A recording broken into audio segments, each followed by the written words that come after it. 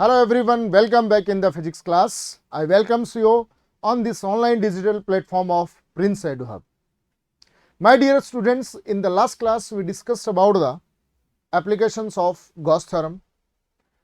Two applications of Gauss theorem we discussed in the last class. The first was electric field due to the point charge and second was electric field due to linear charge distribution. Now the remaining applications will be discussed today only. The next, that is third one application is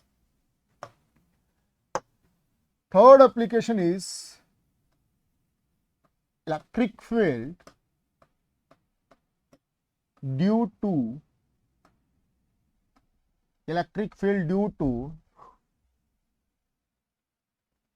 charged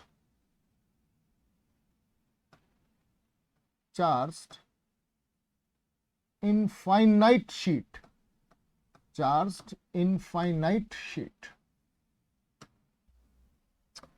किस size की है बेटा? Infinite size की sheet है और कैसी है? Charge sheet है. So let's see. This is the charge sheet of infinite size.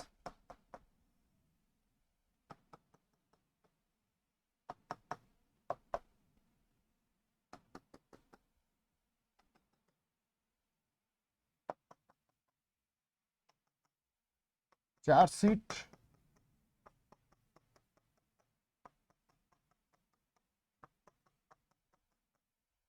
Got it बेटा. ये मेरे पास में कोई चार्ज शीट है और इस चार्ज शीट की वजह से मुझे इलेक्ट्रिक फील्ड फाइंड आउट करना है एट ए डिस्टेंस आर. देखिए आप इसको ऐसे देखिए. कैसे देखिए कि एक शीट आपके पास में है, ठीक है बेटा, ये शीट आपके पास में और इस शीट ऐसे है और ये कैसी है? Charge sheet. इस शीट से स्मॉल आर डिस्टेंस पर कोई पॉइंट पी है, मुझे वहां इलेक्ट्रिक फील्ड कैलकुलेट करना है. So we have to calculate electric field at distance r due to this charged sheet by using the Gauss theorem. और अगर आप Gauss theorem की हेल्प से अगर आप इलेक्ट्रिक फील्ड फाइंड आउट करना चाहते हैं, so we all know that the Gauss theorem is valid only for the closed surface. Closed surface है नहीं. So what we will do? We will assume a closed surface, that is the Gaussian surface. So here I am assuming a closed Gaussian surface, that is the cylindrical surface. That is the cylindrical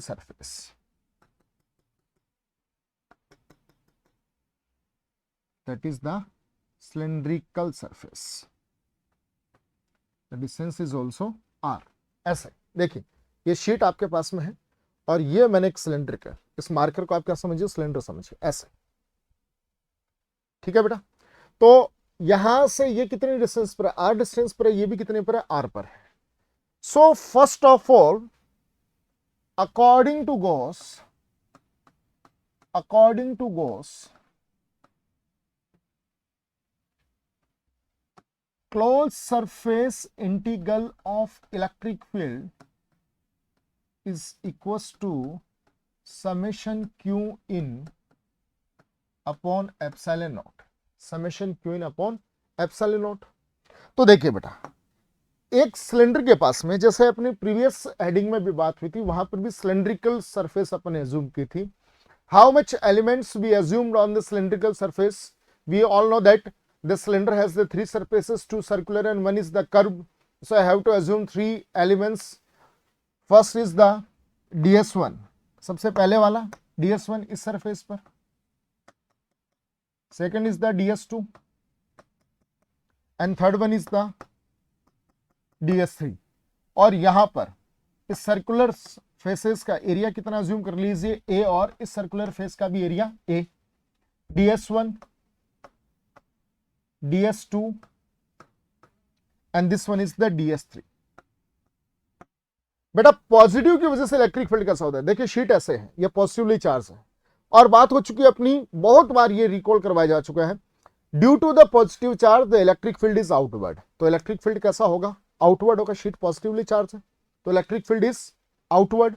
So the electric field will be outward. Clear? For this one, the electric field will be outward, and for this one, electric field will be outward. Got it बेटा? Now ds1 का area vector देखिए, cylinder है, यहां ds1 assume किया तो plane ये हो गया, इसका एरिया वेक्टर प्लेन के परपेंडिकुलर, इस ये प्लेन इसका है तो इसके प्लेन के परपेंडिकुलर। ds2 कहां लिया आपने, यहां पर लिया, इसका प्लेन ये तो प्लेन के परपेंडिकुलर, तो ds1 वेक्टर इधर, ds2 एरिया वेक्टर इधर, और ds3 एरिया वेक्टर इधर। तो कितने एलिमेंट अज्यूम किया आपने, 3 एलिमेंट्स अज्यूम किए। So I can break this formula in the 3 parts. E dot ds1 plus E dot ds2 plus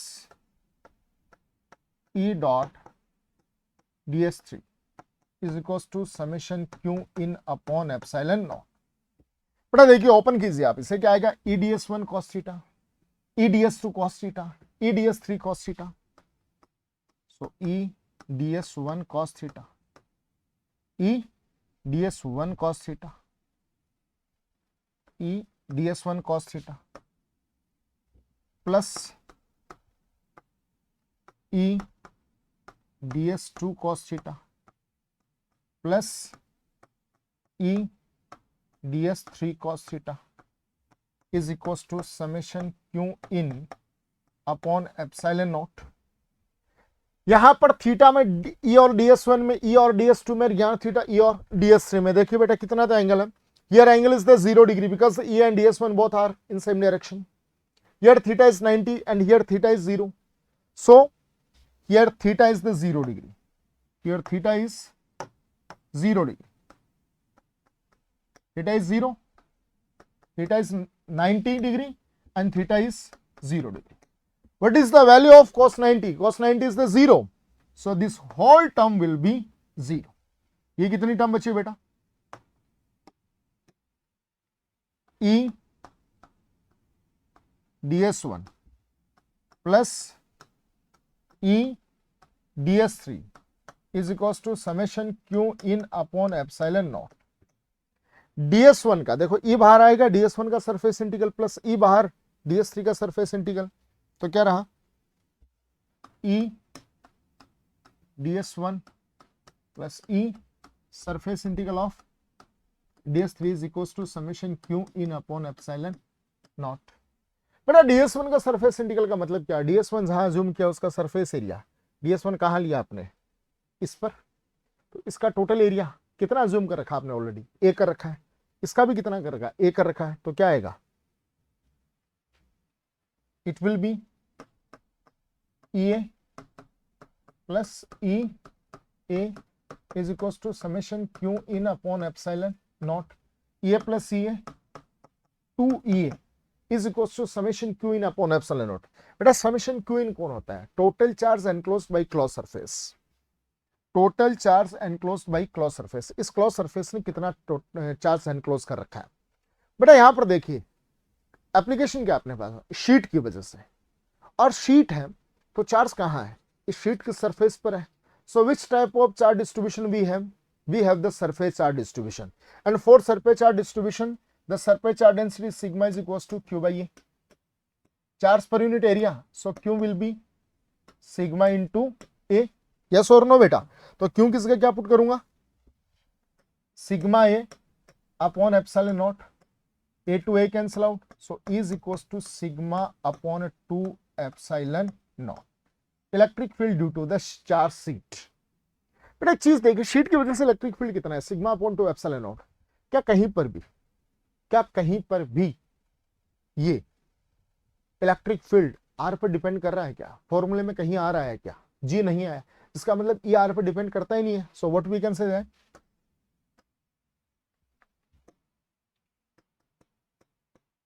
electric field due to charge sheet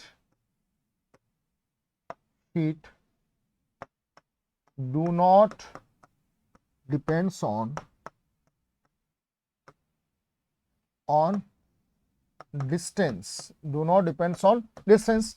आपसे question ऐसे भी पूछ लेंगे, show that it do not depends on distance, so make a graph, plot a graph, graph plot कर दो। ई versus are, E versus are, क्या are पे depend करता है? जी नहीं करता। इसका मतलब it will be the constant and it's value E will be sigma upon 2 epsilon not. Clear बेटा, ये आपने कर लिया। चलिए अब बात करते हैं हम इससे रिलेटेड क्वेश्चंस की। इस पर क्वेश्चन कैसे ऑल इंडिया एग्जाम्स में पूछे गए। So next example, find electric field in region first, second and third. Find electric field in region first, second and third one. Region first, second and third. Got it बेटा? Now question क्या है उसको देखिए। आपको 2-4 sheet दे रखी, sheet 1 and this is the sheet 2. This is the sheet 2. Both are positively charged. So its density is, this is the plus sigma and this is the plus sigma. Surface charge density is plus sigma plus sigma. This is the region first. This is the region second and this one is the region third. So we have to calculate the electric field due to both sheets in region first, region second and region third. Getting me? तो बेटा एक चीज देखिए, आप यहां पर आपके पास में कितनी शीट्स हैं? 2 शीट हैं। दोनों शीट्स की वजह से रीजन 1 में भी इलेक्ट्रिक फील्ड होगा, रीजन सेकंड में भी इलेक्ट्रिक फील्ड होगा due to the both sheets and same it they will have the electric field in the region third. चलिए सबसे पहले दोनों शीट्स की वजह से इलेक्ट्रिक फील्ड की वैल्यू कैलकुलेट करते हैं and don't forget that electric field is a vector quantity. So in region first, second, third, we have to calculate the value. Also, we have to find out the direction of electric field. Value के साथ साथ हमें electric field के direction को भी mention करना पड़ेगा because electric field is the vector quantity. चलिए क्या इस शीट की वजह से रीजन फर्स्ट में इलेक्ट्रिक फील्ड होगा? जी होगा। अब एक चीज देखना बेटा, सपोज दैट रीजन फर्स्ट में कोई पॉइंट है ये पी, इस पॉइंट पी पर मैं इलेक्ट्रिक फील्ड कैलकुलेट करना चाह रहा हूं। ये पॉइंट पी शीट से तो r1 डिस्टेंस पर है और ये पॉइंट पी इस शीट से r2 डिस्टेंस पर है, तो दोनों की वजह से इलेक्ट्रिक फील्ड कितना अलग अलग होगा क्या? जी नहीं, शीट की वजह से जो इलेक्ट्रिक फील्ड होता है that do not depends on the r, so it will be the same at point P. इसकी वजह से जितना है उतना ही उसकी वजह से होगा, r का तो कोई रोल है ही नहीं। गॉट इट बेटा? सो नाउ नेक्स्ट, अब देखिए पॉइंट पी पर इस शीट की वजह से से the sheet number 1 and the sheet number 2, sheet 1 की वजह से कितना होगा? E1 sigma upon 2 epsilon naught. Getting? Sheet 2 की वजह से कितना होगा? Sigma upon 2 epsilon naught. Now the most important thing is that direction. What is the direction of E1 and E2? E1 और E2 की डायरेक्शन देखिए आप। अब देखना बेटा, ये पॉजिटिव ये भी पॉजिटिव, ऐसे हैं दोनों शीट्स ऐसे, ये फर्स्ट शीट ये सेकंड शीट। रीजन फर्स्ट कहाँ है? यहाँ पर। रीजन फर्स्ट यहाँ इधर है इसके, रीजन सेकंड दोनों के बीच में है और रीजन थर्ड यहाँ पर। अब ये पॉइंट पी आपका इधर है रीजन फर्स्ट में। पॉजिटिव की वजह से इलेक्ट्रिक फील्ड कहाँ पर होगा?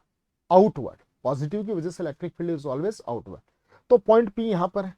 इस शीट की वजह से इलेक्ट्रिक फील्ड कहाँ पर? बाहर।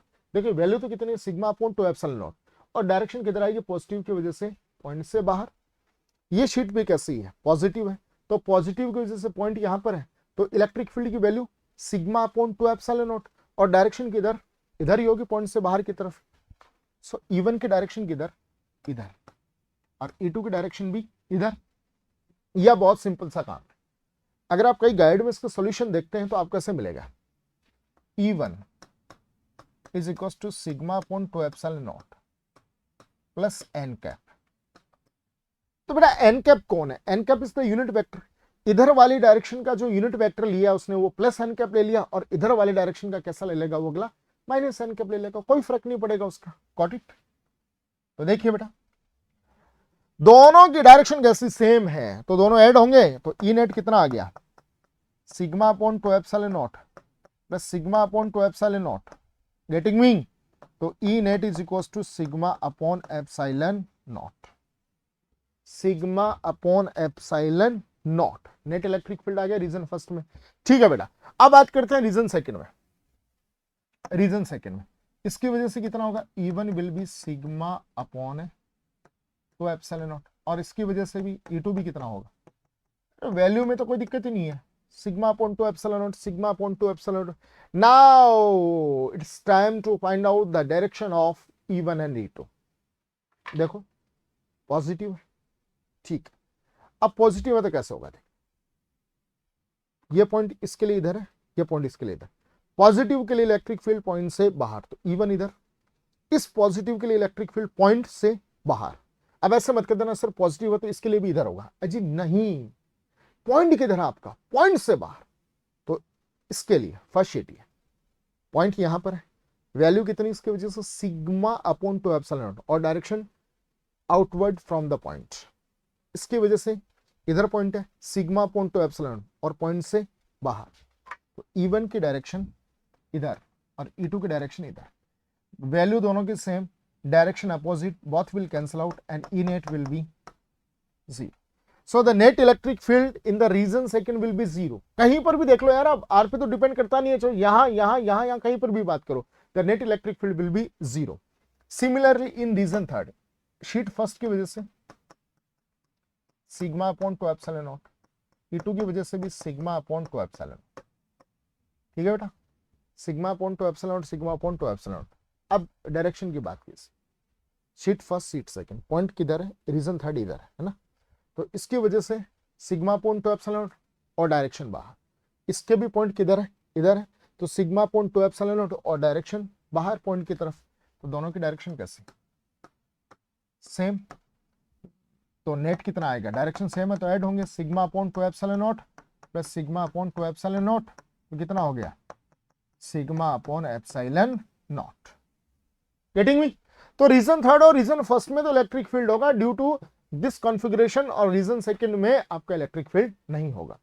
अब अगर आप इसको और अगर जैसे मैं गाइड का सॉल्यूशन भी मैं यहां पर आपको मेंशन कर देता हूं, कई बुक्स में ऐसा भी रखा होता है, जैसे देखिए बेटा, इसको E1 को ऐसे बोल देता है प्लस एन कैप, E2 को भी प्लस एन कैप, दोनों की डायरेक्शन सेम है ना, दोनों की डायरेक्शन सेम है, तो प्लस एन कैप, और E नेट की भी n cap, E net is equal to n cap, ठीक है। इधर इसके लिए क्या बोलते थे, इधर वाली को एन कैप ले रहा है ना, अरे इधर वाली को एन कैप ले रहा है ना, तो E2 को ले रहा है एन कैप, और इसको क्या ले रहा है, इसकी इधर है तो माइनस एन कैप, तो नेट कितना आ गया, E नेट इज 0, कोई फर्क नहीं पड़ेगा उससे, E1 माइनस एन कैप, ठीक, और E2 भी इधर ही है माइनस एन कैप। यार क्लास 11th में आप यूनिट वेक्टर पढ़ते हैं, इससे डायरेक्शन, इस इधर वाले डायरेक्शन को मैं प्लस एन कैप से रिप्रेजेंट कर रहा हूं, तो इधर वाली को माइनस एन कैप से। अब देखिए दोनों की डायरेक्शन कैसे सेम ही तो है, ये भी इधर इधर दोनों माइनस एन कैप में, तो E net minus n cap, भाई माइनस एन कैप क्या बता रहा है, the direction is in this one, and plus n cap means the direction is here only, E net is equal to minus n cap, कोई फर्क नहीं पड़ेगा, ठीक है बेटा, कैसे भी आप रिप्रेजेंट उसको कीजिए। Now the next example, same example, find electric field in region first, second and third. Now the one is the positively charged sheet and second one is the negatively charged sheet. The density is minus sigma and the density is plus sigma. Charge तो surface पे तो distributed है बेटा, ठीक है बेटा। Now the region first, the region second and the region third, getting, चले बेटा अब शीट तो कोई सी भी हो यार, इसकी वजह से कितना होगा, E1 will be sigma upon 2 epsilon not. इस शीट की वजह से भी कितना, सिग्मा अपॉन 2 एप्सिलॉन नॉट। बस डायरेक्शन वेरी करेगी। ये पॉजिटिव है, दोबारा देखना एक बार फिर से हो, ये पॉजिटिव ये नेगेटिव, ये पहली शीट, ये सेकंड शीट है नेगेटिव, ये पॉजिटिव। पॉइंट कहां पर इधर है, तो पॉजिटिव की वजह से वैल्यू तो कितनी, सिग्मा अपॉन 2 एप्सिलॉन नॉट। लेकिन पॉजिटिव है तो डायरेक्शन कैसे होगी, अवे फ्रॉम द पॉइंट। तो E1 की डायरेक्शन इधर, E2 कैसी है, नेगेटिव है, तो वैल्यू तो कितनी पॉइंट पर, सिग्मा अपॉन 2 एप्सिलॉन नॉट। लेकिन पॉजिटिव होती तो याद कीजिए प्रीवियस एग्जांपल में, पॉजिटिव होती तो अवे फ्रॉम पॉइंट, लेकिन नेगेटिव होने की वजह से टुवर्ड्स द शीट ऐसा होगा। तो E1 की डायरेक्शन इधर और E2 की डायरेक्शन इधर, वैल्यू दोनों के सेम, डायरेक्शन अपोजिट, तो नेट कितना आ गया, कैंसिल आउट हो गए दोनों, 0। रीजन थर्ड में भी देख लो यार, सेम होना है। E1 कितना आएगा और E2 कितना आएगा, ठीक है बेटा। E1 की डायरेक्शन किधर होगी, ये पॉजिटिव है ना, ये शीट, ये पॉजिटिव ये नेगेटिव है, तो पॉजिटिव की वजह से इधर, नेगेटिव की वजह से पॉइंट इधर है, तो पॉइंट से दूर नहीं, टुवर्ड्स द शीट की तरफ। नेगेटिव है ना, तो इलेक्ट्रिक फील्ड कहां होता है, अंदर होता है। तो E1 इधर और E2 इधर, वैल्यू सेम, डायरेक्शन अपोजिट, तो नेट 0। रीजन सेकंड में देखो यार, E1 कितना आएगा, sigma upon 2 epsilon not. E2 कितना आएगा, सिग्मा अपॉन 2 एप्सिलॉन नॉट, है ना, ठीक है भैया। पॉजिटिव की वजह से इधर, नेगेटिव की वजह से पॉइंट से दूर नहीं, शीट की तरफ ही। E2 भी इधर, डायरेक्शन सेम है तो ऐड होंगे, नेट कितना आ जाएगा, sigma upon 2 epsilon naught, sigma upon 2 epsilon naught, तो net electric field sigma upon epsilon naught. एक चीज मेंशन कर लीजिए बेटा, एक नाम मैं लिख रहा हूं यहां पर, कैपेसिटर। क्या नाम लिख रहा हूं मैं यहां पर, कैपेसिटर। नेक्स्ट चैप्टर में अपने पास में एक हेडिंग आएगी कैपेसिटर। वहां जब हम कैपेसिटर के लिए कैपेसिटेंस के डेरिवेशन करेंगे, तो वहां पर मैं कहूंगा कि the electric field between the plates will be sigma upon epsilon naught. अब ये आया कैसे वो देख लो। कैपेसिटर में अपने पास में क्या रहेगा, एक तो पॉजिटिवली चार्ज प्लेट रहेगी, एक नेगेटिवली चार्ज प्लेट रहेगी, ठीक है। शीट मतलब प्लेट, दोनों प्लेटों के बीच में, पॉजिटिवली चार्ज और नेगेटिवली चार्ज प्लेट के बीच में इलेक्ट्रिक फील्ड कितना होता है, सिग्मा अपॉन एप्सिलॉन नॉट। ये यूनिफॉर्म होता है, ये कैसा होता है, यूनिफॉर्म होता है। तो वहां पर मैं आपको बार बार नहीं बताऊंगा कि सिग्मा अपॉन एप्सिलॉन नॉट आया कहां से, याद रख लीजिए, you can mention here this concept will be used in the capacitor chapter. Next chapter में कैपेसिटर एक हेडिंग होगी, वहां पर ये यूज होगा। दोनों प्लेटों के बीच में इलेक्ट्रिक फील्ड कितना होगा, सिग्मा अपॉन एप्सिलॉन नॉट, एक पॉजिटिव और एक negative. Clear. Now next application number 4, electric field due to charged conducting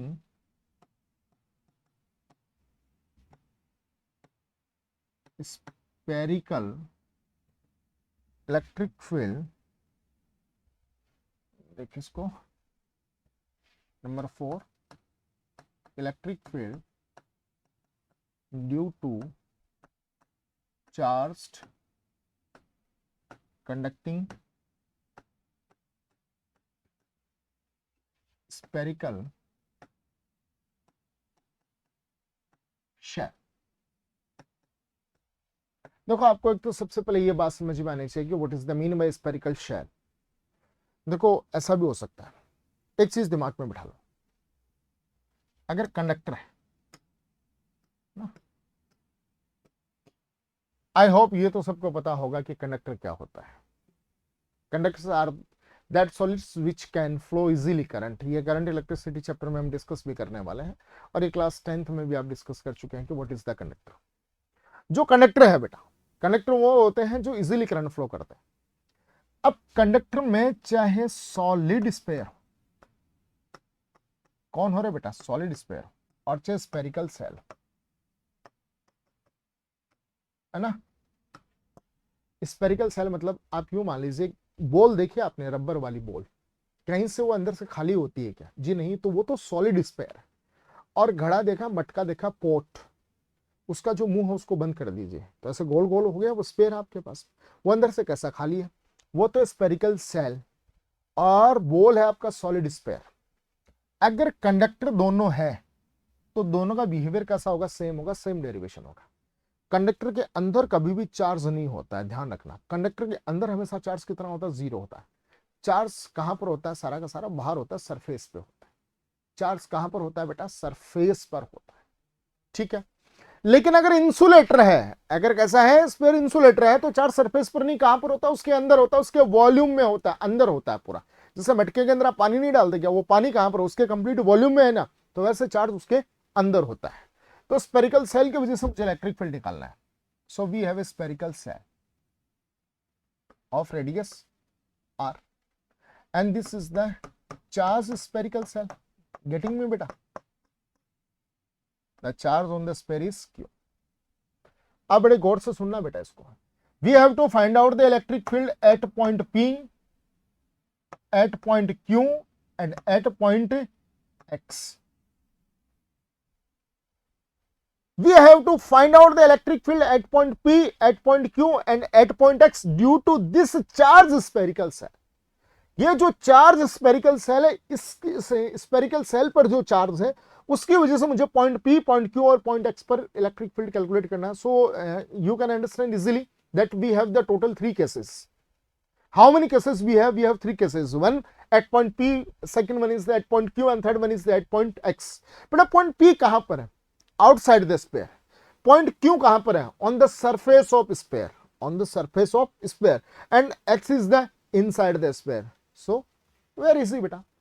We have to calculate the electric field due to charge sphere, once outside the sphere, second on the surface of sphere and third one inside the sphere. Getting? So first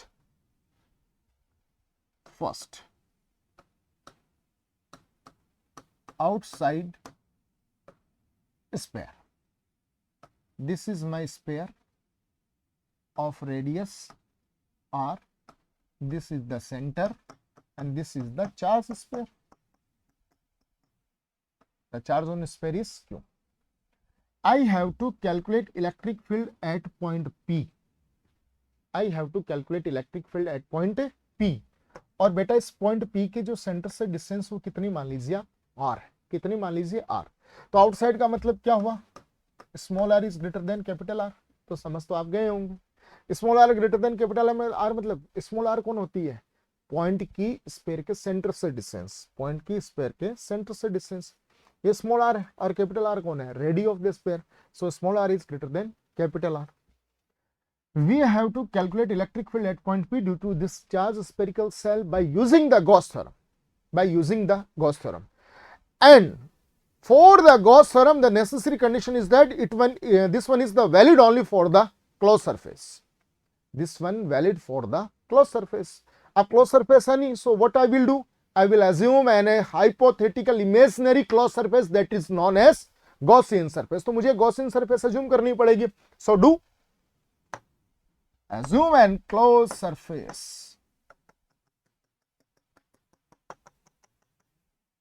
ये रही मेरी closed surface. So now according to Gauss, closed surface integral of electric field is equals to summation q in upon epsilon naught. Open it. E ds cos theta is equals to summation q in upon epsilon naught. So मुझे सबसे पहले क्या assume करना पड़ेगा, एक element assume करना पड़ेगा. So now assume an element. Here a element. Area of element is ds. समझ गए होंगे ना. एलिमेंट छोटा सा पार्ट, बहुत छोटा सा टुकड़ा, उसका छोटे से पार्ट का एरिया कितना होगा, छोटा सा होगा. छोटा सा मतलब डीएस. फिजिक्स में किसी के भी आगे स्मॉल डी लगा देते हैं ना, तो बहुत बड़ी चीज भी कितनी सी बन जाती है, छोटी सी कितनी, इतनी सी दिखाई भी नहीं देती है, मैं तो बड़ा करके दिखाया ना, तो समझ आओ इस चीज को. गेटिंग? सो नाउ डीएस का एरिया वेक्टर कहां पर होगा भाई, डीएस कहां पर एज्यूम किया आपने, स्फीयर के सरफेस पर. ऐसे स्फीयर होता है, ऐसे देखिए आप, फ्रंट व्यू देखिए स्फीयर का. ऐसे डीएस आपने यहां लिया है ऐसे, तो डीएस का प्लेन ये है. और एरिया वेक्टर कहां होता है, always perpendicular to the plane, तो प्लेन के परपेंडिकुलर. डीएस वेक्टर किधर, इधर, ds वेक्टर इधर।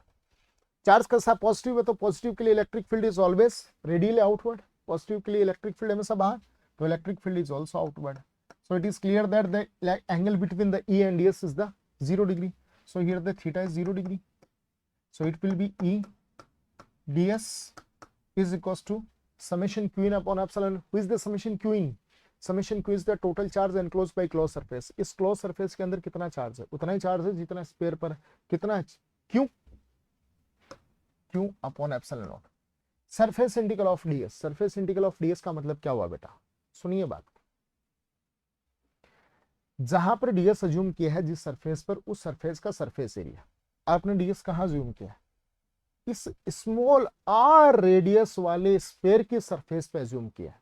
ये जो गॉसियन सरफेस है ना स्मॉल r रेडियस वाले स्फेरिकल, इस पर अज्यूम किया है। तो ds का सरफेस इंटीग्रल करने पर आपको क्या मिलेगा? इस स्फीयर का सरफेस एरिया। तो स्मॉल r रेडियस वाले स्फीयर का सरफेस एरिया कितना होगा? It will be the 4 pi r square q upon epsilon naught. So it will be equals to q upon 4 pi epsilon naught r square. Getting? 1 upon 4 pi epsilon naught क्या होगा बेटा? k कितना होगा? k. So it will be the kq by r square. ये कहां पर आ गया? Outside the electric field. Outside electric field. Now the next one at surface. Surface मतलब ये चार्ज स्फीयर है, the radius is r. Now the point p या q कोई भी कह दीजिए आप, लाइज ऑन दिस सरफेस। बेटा पॉइंट p की जो डिस्टेंस होती है वो कितनी होती है सेंटर से? अपन स्मॉल r जूम करते हैं। एक चीज देखना है, अगर ये पॉइंट p सरफेस पे ही है तो ये जो स्मॉल r है वो किसके इक्वल हो गई? कैपिटल R के इक्वल नहीं हुई क्या? Small r is equal to capital R। तो बेटा इस सरफेस कितना आ जाएगा? स्मॉल r की जगह कितना पुट कर दीजिए? कैपिटल R, ये क्यों भाई r square. Now the third one, inside means small r less than capital R। ये charge sphere, the radius is capital R, this one is the centre, the point P lies inside the sphere. बेटा spare के अंदर, conducting sphere के अंदर charge कितना होता है? 0। जब चार्ज ही नहीं है तो इलेक्ट्रिक फील्ड कितना होगा? 0। तो E इन इज 0। आपसे पूछ ले why electric field inside the conducting sphere is 0? Because in the case of conductor all charge present on the surface of sphere. Inside the sphere the charge is 0, net charge is 0. Therefore, the electric field will be 0. That's why E in is 0. Got it, beta? Now, graphical representation.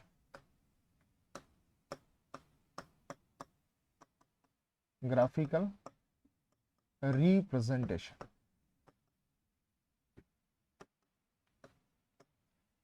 E versus small r. E versus small r. इसको बड़े गौर से समझना। देखिए मैं सबसे पहले एक sphere बना रहा हूं, इसकी रेडियस है ना, ठीक है।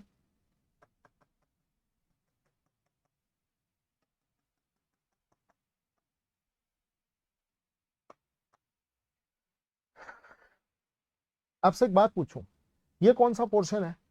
इनसाइड वाला। ये कौन है? सरफेस। और ये कौन है? आउट वाला। मुझे ग्राफ किस किस में प्लॉट करना है? ई और स्मॉल आर में। अंदर तो इलेक्ट्रिक फील्ड कितना है? 0 है, तो स्मॉल आर पे डिपेंड कर ही नहीं रहा। ये किसका है? सरफेस का है। चलिए सरफेस के बाहर आओ। क्या सरफेस के बाहर वाला मतलब आउटसाइड वाला स्मॉल आर पे डिपेंड करता है? जी कर रहा है ना। E out, outside electric field depends on the small R and how? E out is inversely proportional to R square. तो ग्राफ प्लॉट कर दो यार। E inversely proportional to R square, ये रहा ग्राफ।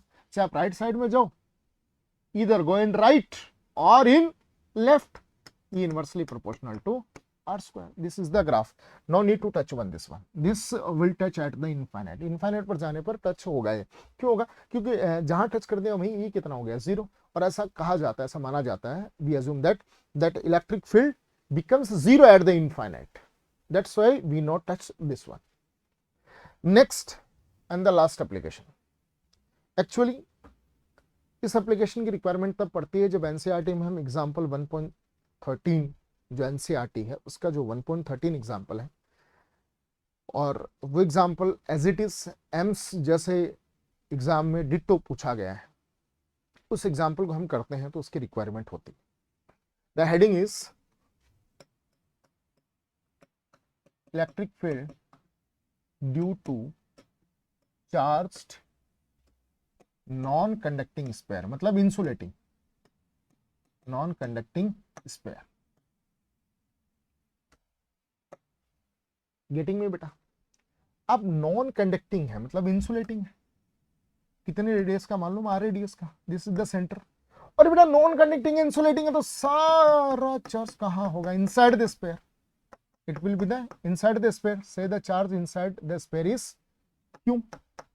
कहां कहां कैलकुलेट करना है, outside the sphere, surface of sphere, inside the spare.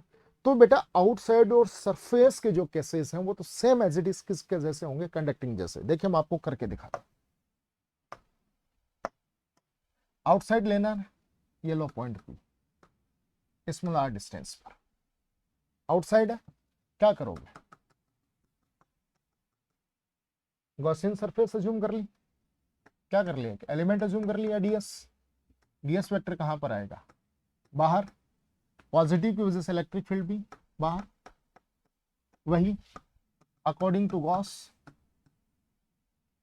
ये सबसे पहले कहां कर रहा है, कहां पर कर रहा है, आउटसाइड दिस पर, getting me, outside, outside means small r is greater than capital R, closed surface integral of electric field is equals to summation Q in upon epsilon naught. So open करेंगे आप इसे तो E d s cos theta is equals to summation Q in upon epsilon naught, theta किस किस के बीच में और DS में थीटा कितना है, 0, तो E surface integral of DS is equals to summation Q in upon epsilon naught. Surface integral करूंगा तो कितना आएगा बेटा, it will be the 4 pi R square, yes और no, it will be the 4 pi R square. अरे यार surface integral करूंगा तो ये स्मॉल आर रेडियस का, तो इसी का तो सरफेस एरिया आएगा कितना, 4 pi R square. Summation Q in कौन होता है, summation Q is the total charge, summation Q is the total charge, और टोटल चार्ज कितना है, इसके अंदर का टोटल चार्ज कितना है, क्यू है, क्यू अपॉन एप्सिलॉन नॉट, ये नीचे जाएगा तो देख लो यार, is equals to q upon 4 pi epsilon naught r square, और 1 अपॉन 4 पाई एप्सिलॉन नॉट कौन बन जाएगा, के, तो इज इक्वल्स टू के क्यू बाई आर स्क्वायर। तो देख लो बेटा ये ई आउट है, कौन है, ई आउट, समझ आया, सरफेस पर, सरफेस पर लोगे तो क्या होगा, सेकंड एट सरफेस, कहां पर है बेटा, सरफेस पर small r is equals to capital R, ये लो, ये रहा point P, small are distance पर, तो स्मॉल आर किसके इक्वल होगी, कैपिटल आर की तो इक्वल होगी, तो बेटा E surface is equals to के q by r square, getting me. Now the most important is that inside, इसका यही केस इंपॉर्टेंट है, इनसाइड। देखो बेटा कोड से देखो, क्या ये इनसाइड 0 हो सकता है, जी नहीं, क्यों नहीं हो सकता, क्योंकि अंदर चार्ज है। भाई कंडक्टिंग में तो हम कह देते थे कि चार्ज ही नहीं है अंदर, तो इलेक्ट्रिक फील्ड भी कितना होगा, 0 होगा, लेकिन यहां तो चार्ज है इसलिए 0 नहीं हो सकता। तो जब अंदर इलेक्ट्रिक फील्ड है तो कैलकुलेट करो, चले कैलकुलेट करें। दिस इज माई स्पेयर,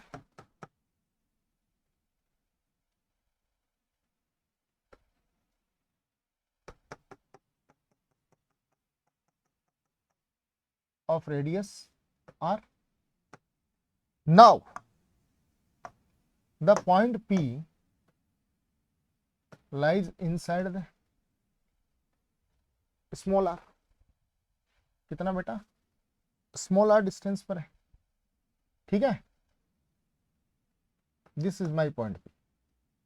तो क्या करूंगा, according to Gauss, according to Gauss closed surface integral of electric field is equal to summation Q in upon epsilon not.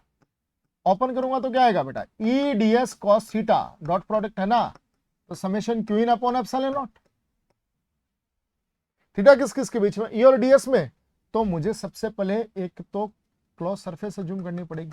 ये रही क्लोज सरफेस मेरी अंदर, कर ली। यहां एक एलिमेंट अज्यूम करूंगा, डीएस वेक्टर कहां पर आएगा, बाहर, इलेक्ट्रिक फील्ड पॉजिटिव से कहां, बाहर। बेटा थीटा तो कितना बन रहा है, थीटा तो 0 डिग्री, तो कितना आ गया, E DS is equal to summation Q in upon epsilon naught.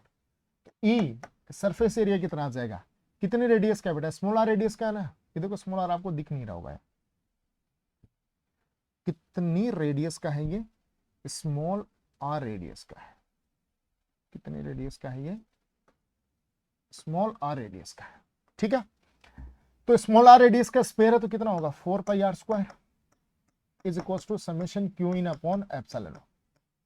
अब जो सबसे इंपॉर्टेंट है इसका वो है समेशन क्यू इन कैलकुलेट करना। समेशन क्यू इन कैलकुलेट करना, समेशन क्यू इन कौन होता है, total charge enclosed by close surface, total charge enclosed by close surface. इस क्लोज सरफेस के अंदर कितना चार्ज है। अगर कोई साहब ये कहते हैं कि क्यू इन क्यों होगा, तो आप बहुत बड़ी गलती कर रहे हैं। बेटा मैंने क्यों चार्ज किसका लिया था, इस कैपिटल आर रेडियस वाला जो बिग स्पेयर था, बड़ा वाला जो स्पेयर था, उसका चार्ज कितना अज्यूम किया था मैंने, क्यों चार्ज अज्यूम किया था।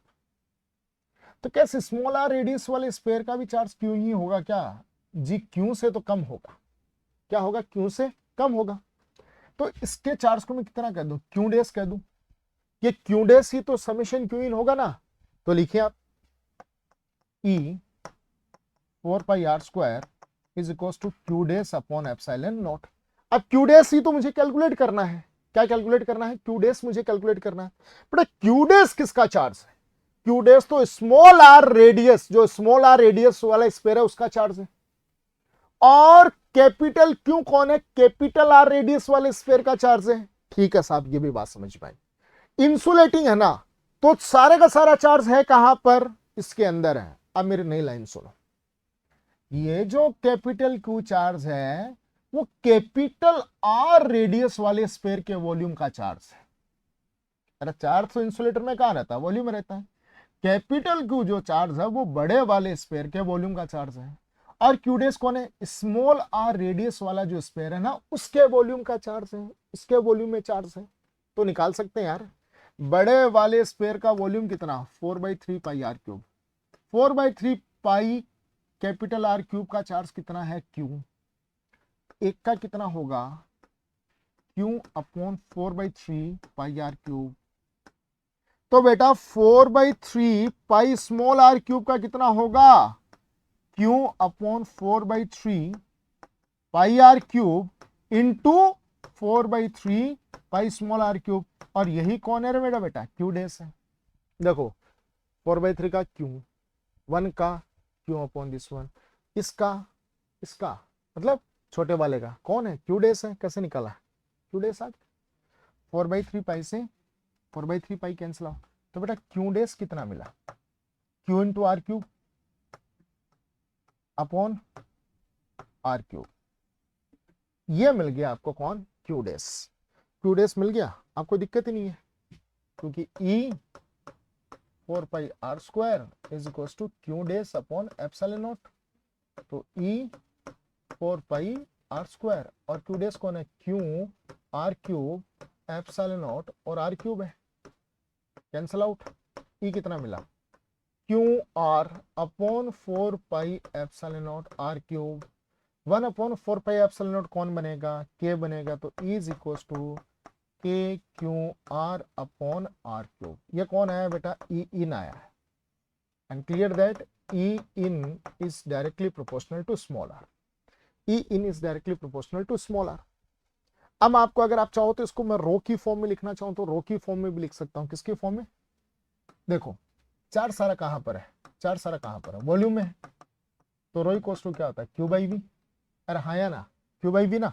तो देखो ई इन को लिखता हूं मैं, ई इन, के को क्या लिख सकता हूं, 1 अपॉन 4 पाई एप्सिलॉन नॉट, और अपॉन में कौन है, आर क्यूब।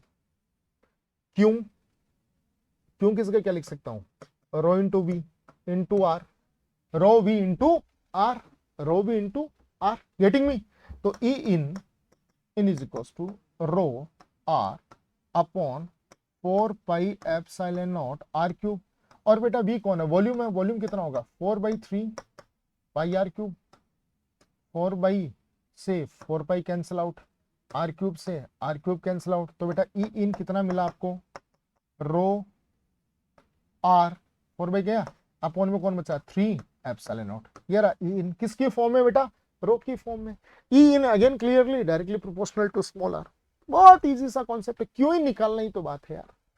चले graphical representation, E versus r, पहले एक स्क्वायर बना लिया करो, कंफ्यूजन ना हो। कितने रेडियस का, ये लो, ये कौन है इनसाइड, देखो ये सेंटर है ना इसका, ये इनसाइड है, ये कौन है आउटसाइड है। इनसाइड इलेक्ट्रिक फील्ड कैसे डिपेंड करता है, ये डायरेक्टली प्रोपोर्शनल टू आर। तो अगर डायरेक्टली प्रोपोर्शनल है तो ग्राफ कैसा आएगा, स्ट्रेट लाइन, ये डायरेक्टली प्रोपोर्शनल टू आर। और या कहां तक पहुंच गए, सरफेस तक, सरफेस के आगे कौन है आउट, और आउट का रिलेशन कैसा है, आउट का रिलेशन आपके पास में E inversely proportional to R square है ना। तो आउट का E inversely proportional to R square, either go right और left, getting me, and hence we have completed all the applications of the Gauss theorem, getting me। I hope all the concepts regarding this one is clear to everyone।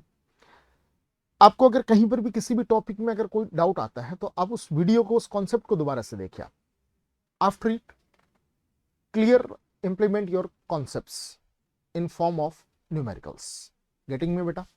so in the next lecture we will meet with a new chapter, chapter number 2। till that stay home, be safe, thank you।